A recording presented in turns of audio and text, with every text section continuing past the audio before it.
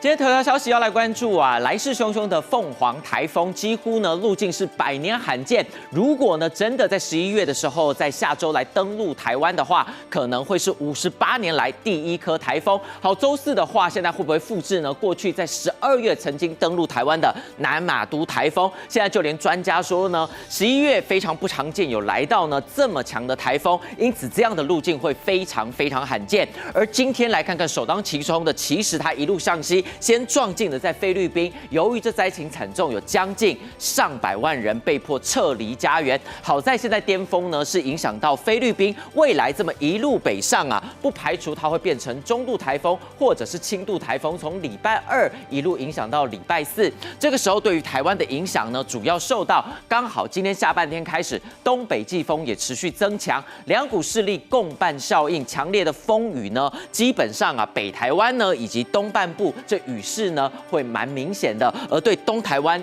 这整个西半部跟沿海呢，则是风势会非常的强，影响台湾一路从礼拜1到礼拜4，时间非常的强，要提醒大家做好准备。趁着好天气，船主们聚集在碧沙渔港码头，把一艘艘游艇吊挂上岸，躲避风浪。这一次，这些船长就有所警惕啊，那想说这个蔷薇台风凤凰台风要来了哈，就是希望把船赶快吊上来，让自己的这个资产能够安安全全的上回遇到风神台风受损的部分才刚修好，又将迎来凤凰台风，船主们叫苦连天，担心共伴效应影响更大，就怕大风大浪一来，把生财工具给吹坏。风浪的部分在今天到明天会逐渐的增强，预计到明天的话，在台南以北、基隆北岸跟台东还有各离岛，都容易有6级平均风6级以上或阵风8级以上的强风。凤凰台风携带共伴效应，恐为迎风面带来大量降雨。10号、11号北部东半部降雨紫报，12、13号降雨热区转移，中南部也要严防雨势，一直到14、15号降雨才会趋缓。台风在周2北上的过程当中，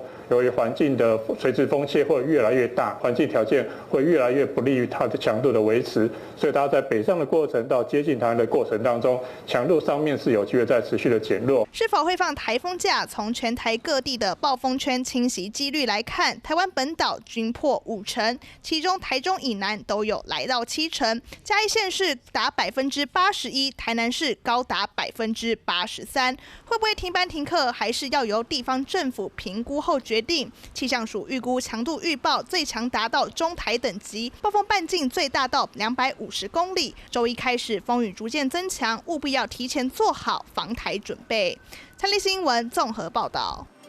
好，这一回大家的路径，除了20多年前的这个南马都，也有人想起去年的这个三陀儿啊，从高雄登陆呢，也曾经为西南部带来强风豪雨。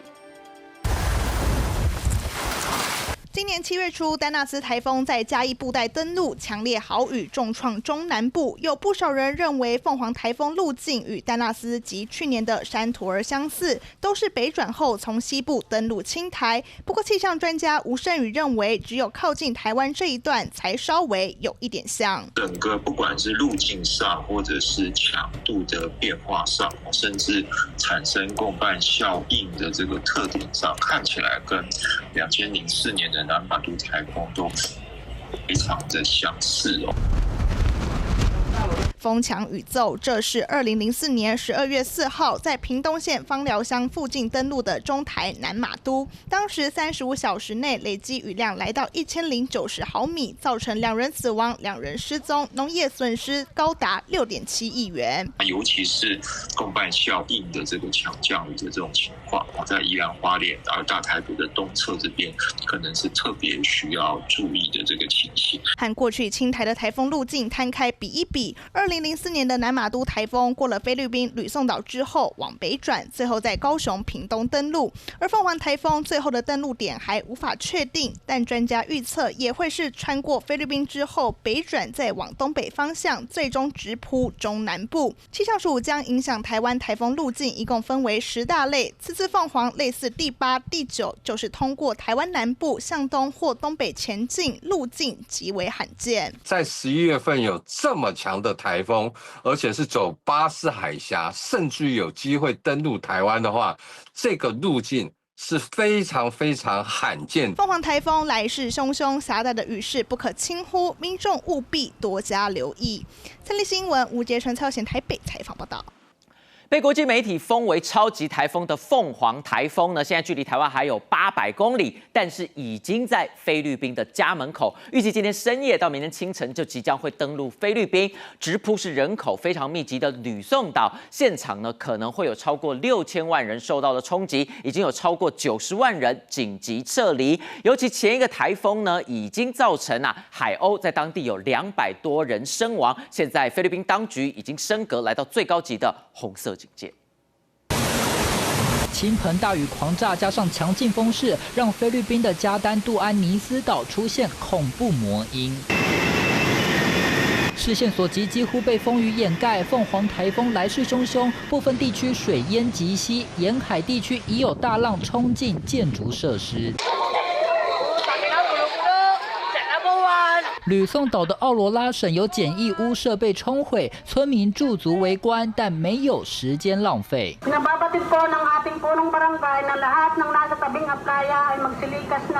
菲国气象单位预测，凤凰台风将于周日深夜到周一凌晨就在奥罗拉省登陆，救难人员挨家挨户劝导居民撤离到高地。民防单位统计，已至少超过91万人撤离，多地提前宣布10号停班课，同时取消超过300架次国内外航班。Base po sa latest weather satellite image, kaninang alas 5 ng umaga ay naging ganap na super typhoon。根据菲国气象局数据，凤凰中心最大持续风速每小时185公里，瞬间最大风速每小时230公里，直扑人口密集的吕宋岛，估计6000万人受到影响，而且降雨和强风带宽度达1600公里，几乎覆盖整个菲律宾。Marami pong nakapagsabi na malakas daw po,